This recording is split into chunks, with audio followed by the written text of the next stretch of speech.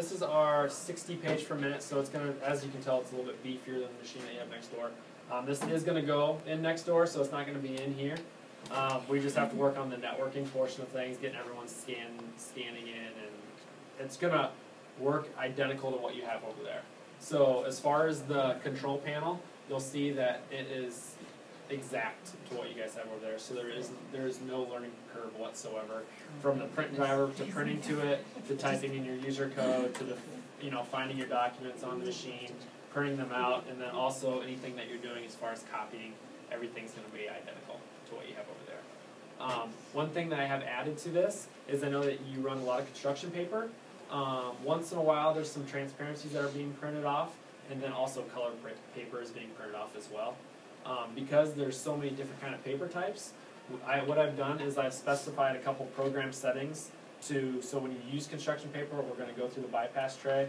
You're going to select the construction paper settings so the machine knows it needs to slow down a little bit, needs to reduce the heat, just to eliminate some of those paper jamming that we were having across the hall. So the way to do that is when you walk up here to the machine, it's going to be the copy screen just like what the other machine is here. You're going to hit the program. There's a program key in the top right hand corner here. We're going to select that, and then what I've done is there's 3 different settings that I've selected. So there's 8.5 by 11 transparency, there's construction 12 by 18, and then there's a construction 9 by 12. It's actually, we measured it out yesterday, it's not 8.5 by 11, it's 9 by 12, so that's the reason that's 9 by 12. So let's say that you're going to do construction paper here on the side. You can do that if it's 11 by, or 12 by 18, these just pop open. But all you're going to do is you're going to go to program, and you're going to select construction 12 by 18. And then it's going to pre-select the paper settings for the bypass tray specifically for you when you go through the bypass tray. Does that make sense? Can we use that for cardstock too? Yep, exactly, the cardstock, yep. And do you have a certain type of cardstock that you have across the hall that everyone uses, or is it kind of different? Okay. Okay. Yeah, certainly. But it's 8.5 by 11. Okay. And I can do a program setting for those as well, just because it's going to need to know that it's just a little bit thicker of a paper as well. The second part of that too is what I said was tray 2 is going to be designated just for color paper. So if you're running color paper, always put the color paper in tray 2 and always pull from that tray 2. That way the machine knows that it's pulling color paper and then it's copying and printing on the color paper. So you'll see that when you walk up here, just like on the other machine, you'll have tray 1, 2, 3 and bypass. You'll see the tray 2, it'll say color paper 1. So just kind of a reminder that color paper is in tray 2. Okay. Any questions about the paper types? When you run it, do you have to feed it in one at a time, construction paper? No, not at all. You can, I mean, it holds up to, I believe it holds up to 100. I probably wouldn't stack it up 100, but if you want to put 25, 30, up to. So it can handle feeding it all? Yeah. Because before it didn't. What about the bigger white paper, just the plain, That's fine. There's no additional settings that you need to do. Do you have to do bypass on that too? No, you don't. So if it's just your normal size paper, there's 3 trays on this. The first tray is going to be your large capacity tray. So this just does 8.5 by 11 paper. Now this tray can be a little difficult. What you need to remember is what's going on is you're going to load the paper on the left-hand side. And this is a good note to make. Always load it on the left-hand side and then close it and then let it cycle, because what it's doing is it's shifting that paper over to this side. And then, I can hear it, you can open it back up when it's ready, here, and then you can fill this side. So then you have both trays. Don't try to fill that side, because if you fill this side and that side, it's going to try to move the paper over, and you can have some issues there. But this is going to help a lot, because it holds, I don't know how many sheets, like 2,000 or so. Yep, so just always load it on the left. So if this is empty, load on the left, close it, let it cycle over, and then open this back up. What if it's not totally empty on the right? Can you still load paper, or you should wait till it's empty? I would wait, and you can load paper, just load it on the left-hand side. Yep, just load it on the left. Okay. So this one's just going to be your 8.5 by 11. Tray 2 is going to look very similar to what you had next door. So again, there's a lock and unlock here. So make sure if you are going to change, this is going to be the color paper in tray 2, which we don't have color paper in there right now, but we'll change that out. If you are going to change, so let's say you're gonna do 11 by 17 in here. Just make sure before you pull out any guides, you unlock it, which it's already unlocked. And then there's 2 pinch guides here that you can pull out. And then there's a grip here that you can pull out, depending on the orientation that you're gonna do. So that automatically changes the settings so the printer knows Yep. what size it is. Yep. And then you lock it. Yep. And then you lock it on the left side. or Exactly. the So make sure the papers, can move in there, but the guides are tight, and then just lock it back into place. You close it, and then any changes that you've made, it's going to automatically know what paper you have in what tray. Yep. It's not going to know the thickness, but it's going to know the size. So, the inside of the machine. So this one's going to be a little bit different. As we all know, the other machine opens up on the side, kind of flimsy. There's things that can break off. This one is all done through the middle, which is great. So, what you're going to see is anything blue on here, just like the other machine, you can touch and move around. Anything green is supplies. So everything blue is alphabetical order. So it goes from A to R8. So A would be starting right where it comes out of the paper tray. R would be to when it gets stapled and it's in the output. So just like the other machine, it's going to show you where that paper jam is and where it's going to be located. Everything, so A here, it says push, and there is a guide here as far as what actions need to be placed. I also printed off the sheet as far as if it says it's in R, how to take the paper out of R if it's jammed in R. Okay, so A, push, opens up here. That would be the paper jam right out of the tray. B, so any of the knobs you can twist.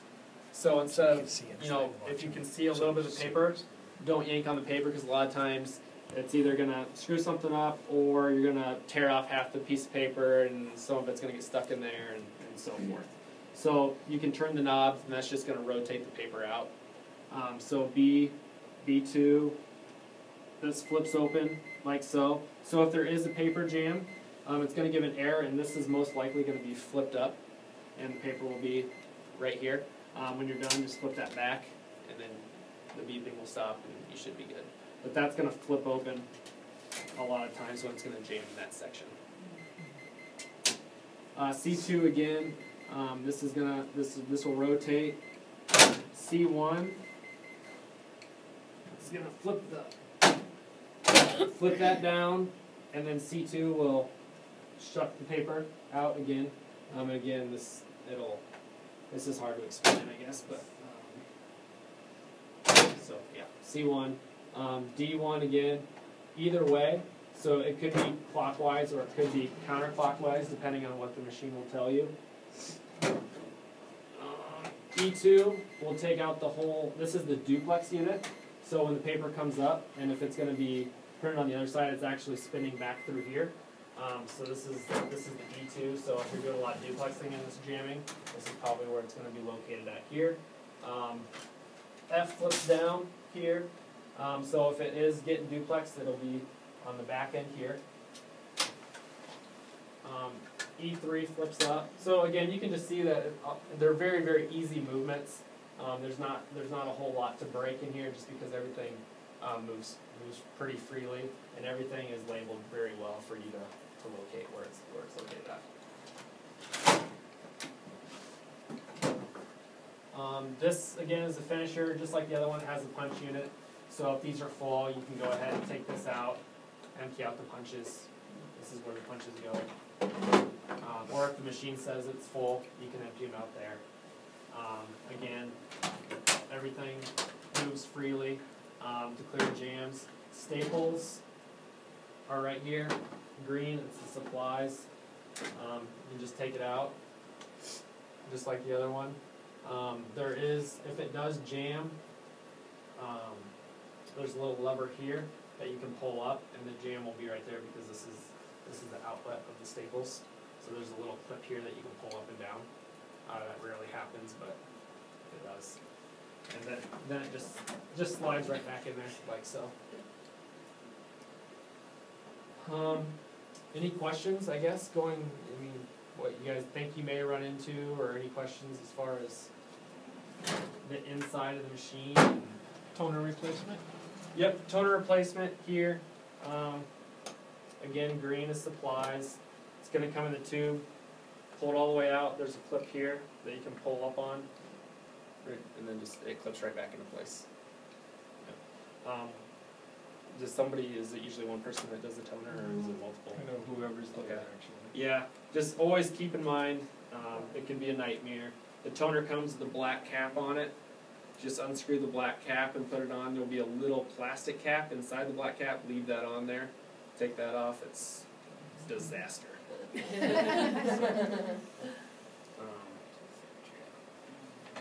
That just clips back. And the big thing to keep in mind is,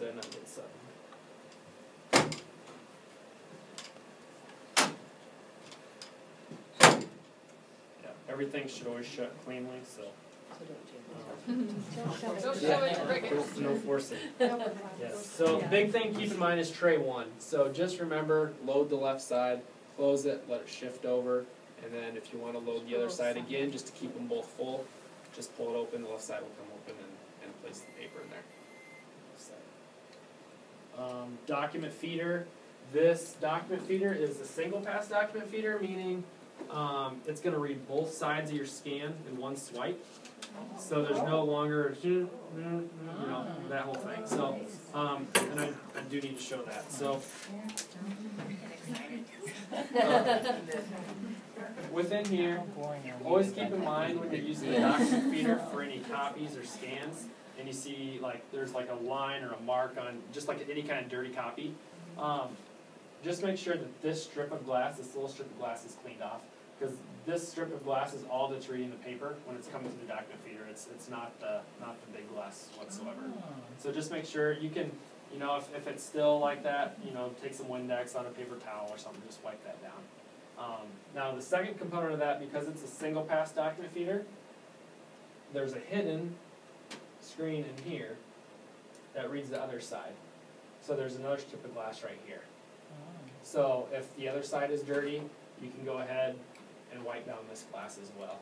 Obviously, if it's not fixing it, just place a service call. There could be some dirt, underneath of the glass or underneath the glass here. But there is a blue little clip here that unclips here to read the other side. And then that just clips back into place as well.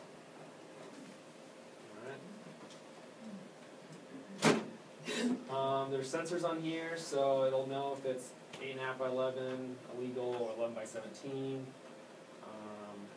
Trying to think of what else. As far as the machine, did anybody ever have any questions about the other unit? I mean, just using it. Is it still the same, to enlarge something? Yes, everything will be the same there. And just keep in mind too that these screens can be customized. So if right now I have 11 by 17, 8.5 by 11, 8.5 by 11, 11 by 17.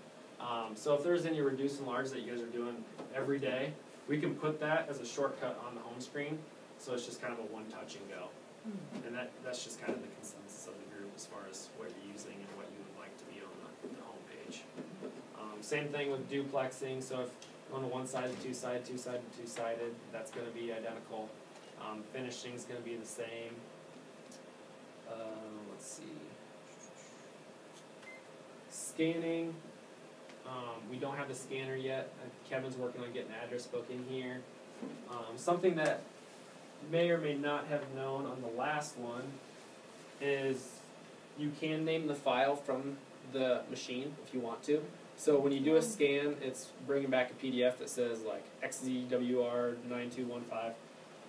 You can name the file at here if you want. So I always say if you're emailing yourself, a lot of times it's easier just to name the document back at your computer. But if you are sending it out, you may want to name the document so they know what it's coming at. And the way to do that is when you're in the scan screen, there's just a file name, file type right here on the left side. Just click on that, and then you'll see file name in the bottom left. And you can change the file name for the scanning. How do you type that in? Yep, you just select file name and then it's gonna bring up the keyboard for you. Yep. So,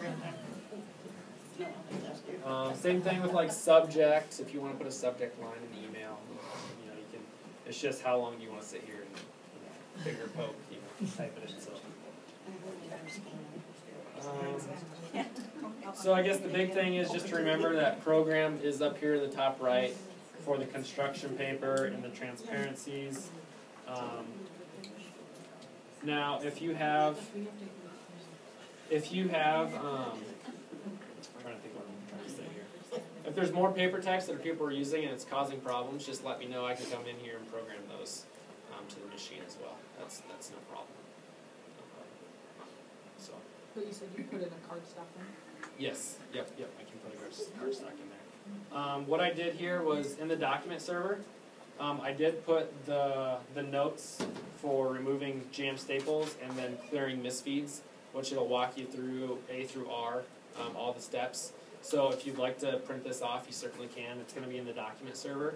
So just go to document server, select which one that you want, press start, and it's going to print off the sheet for you. I was going to print them all off for everyone, but I didn't know, who would necessarily want it, so they save a little bit of paper. It might be nice to just keep a file right there. Right there. Yeah. You can put a file Yeah, we in it, certainly you can. just put it Yep. right Keep there. it on the wall. Yeah, somewhere like right there, that's right there, that we all would need our own Yeah, paper. certainly can.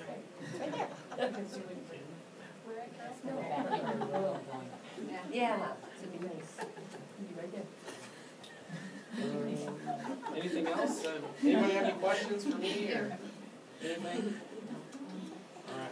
What I can do is we can set up another time for whoever has questions in like a week or two once people start utilizing it. And then just do another brief for those that have questions. So Thank you very much. thank you everybody for your time. Thank you.